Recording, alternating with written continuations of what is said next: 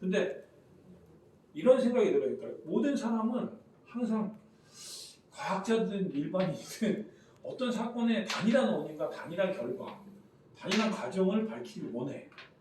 그런데 모든 사회적 현상이든 자연현상이든 단 하나의 요인이라든가 상황 때문에 일어나지는 않죠. 네. 그래서 무슨 뭐 있잖아, 무슨 오카미 면도날인지 무슨 뭐 칼날인지 네.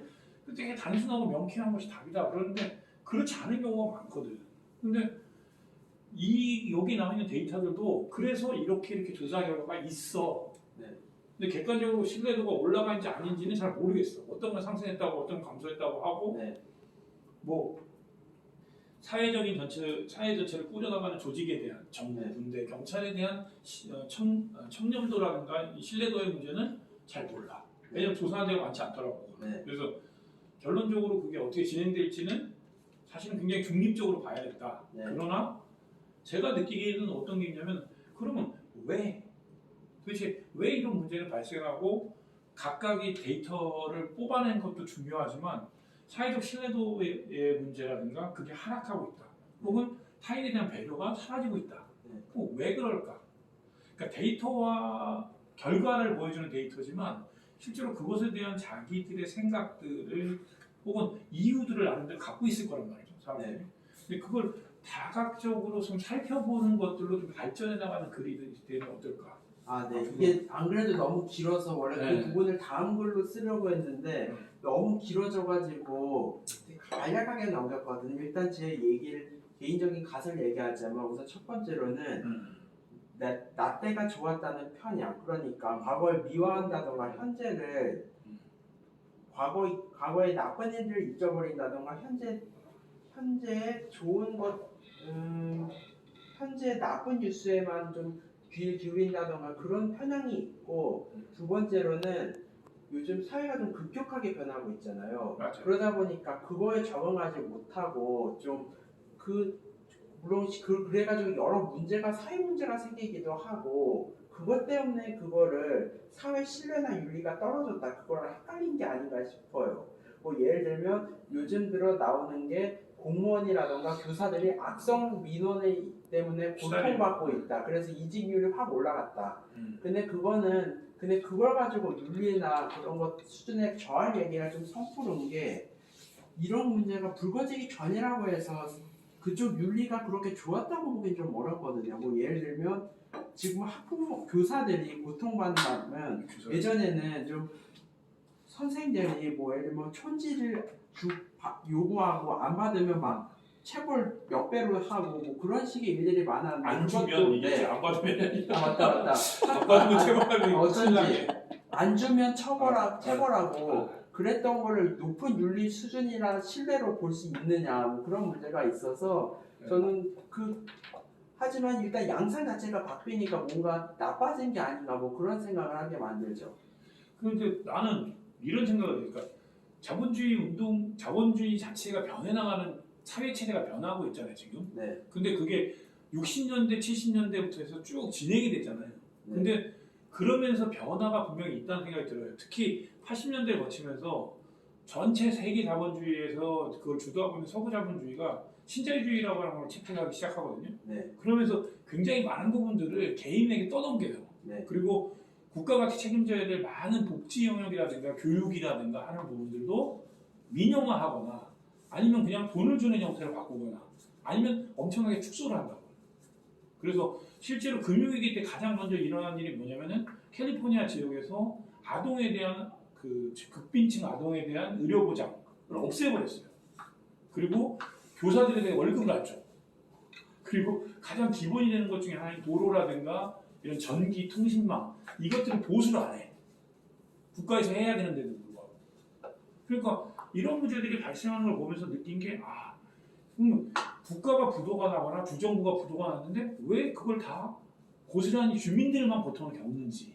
이거는 정말 신자유주의라는 정책이 행정이라든가 국가 운영에까지 다 번져간다는 생각이 들거든요. 그래서 그러면서 굉장히 사람들을 자기 스스로 앞가림하는 것도 정말 대단하다. 살아남는 것만 해도 정말 다행스러운 일이라고 생각하도록 만드는 거라는 생각이 들어요. 그게 우리나라뿐만 아니라 아시아, 남미 다 겪었던 97년도 IMF 사태, 네. 국가부도 사태가 있었고 2008년 금리가 또 있었잖아요.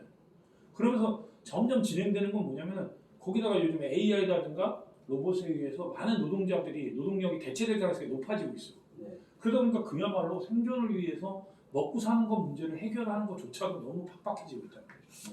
근데 그건 자본주의 체제의 변화와 발전을 통해서 그렇게 사람들에게 정말 알아서 살아남으라라고 하는 걸 강요하고 있다는 생각이 드는 거죠.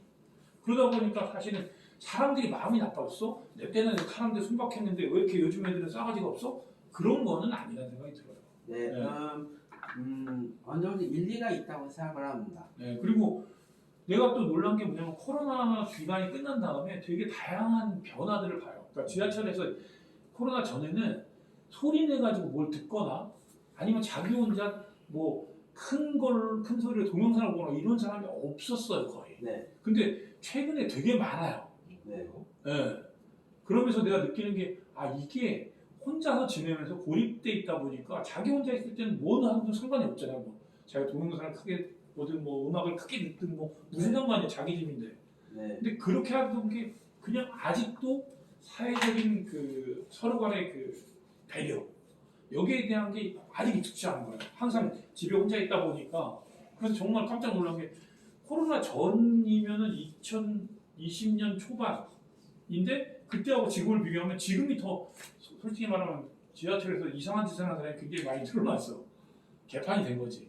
그래서 그거 보면서 이거는 인간은 사회적 동물이라는 것을 인정하는 게 사회적으로 서로 지켜야 될 룰이나 배려에 대해서 자꾸 부딪히다 보면 자기가 익히게 되잖아.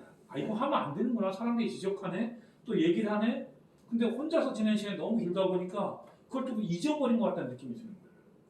그럴 수 있어요. 네. 그래서 이거는 두 가지 요인이 동시에 존재하는데 사회적 유대감이 옅어지면서 관계에 대해서 전체적으로 힘겨워하거나 아니면 굉장히 즉각적이고 즉자적인 만남들로 대체되는 것들 때문에 생기는 문제.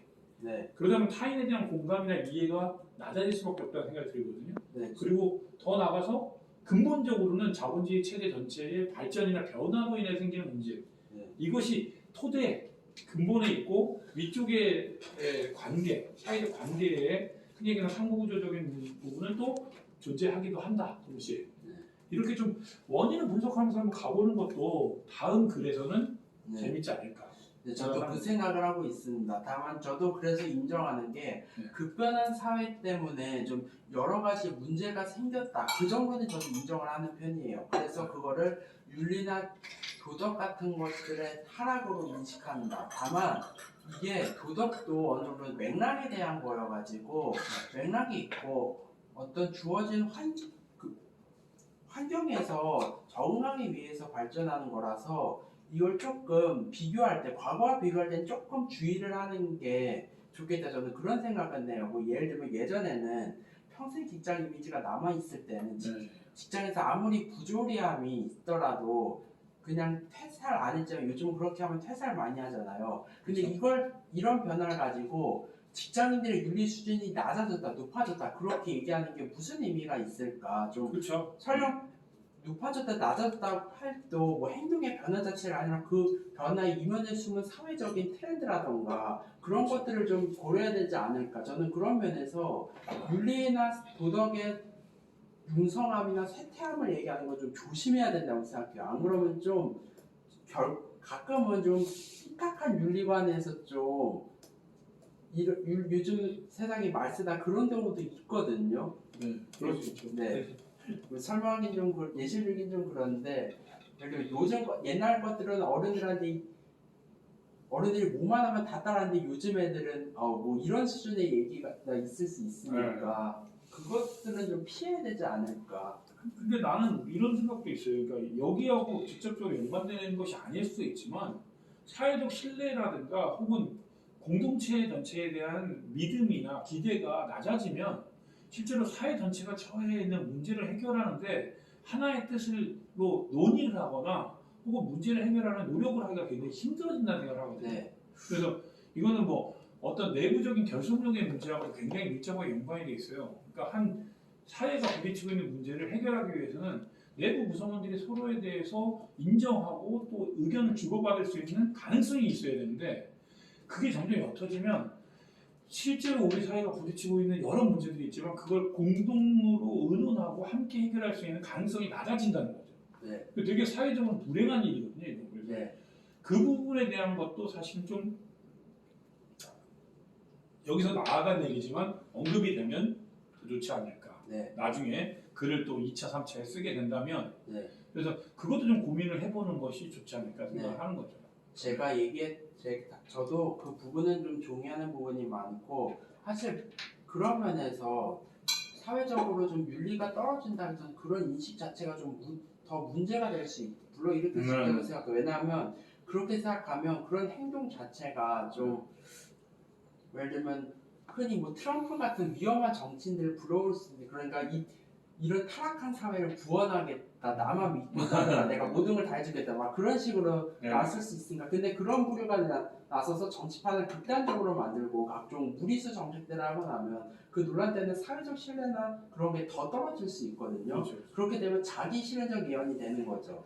그러니까 그리고 쓸데없이 사회에 대한 불신이 있기에 그러니까 옛날 윤리가 타락했다고 그런 생각 때문에 그 생각 자체가 추가적인 사회적 신뢰를 하락을 불러일으키고 그걸 극복할 수 있는 계기조차 사라지게 만들 위험이 높다고 생각을 해요. 그런 면에서 좀 이 윤리나 신뢰 쇠퇴를 이야기하기 전에 자기 실현적 예언이 되지 않도록 좀 주의를 해야 된다고 생각해요. 그래서 제가 그런 식의 인식에 비판적인 것도 있고. 근데 어쨌든 좀 그런 전반적인 원인과 또 과정과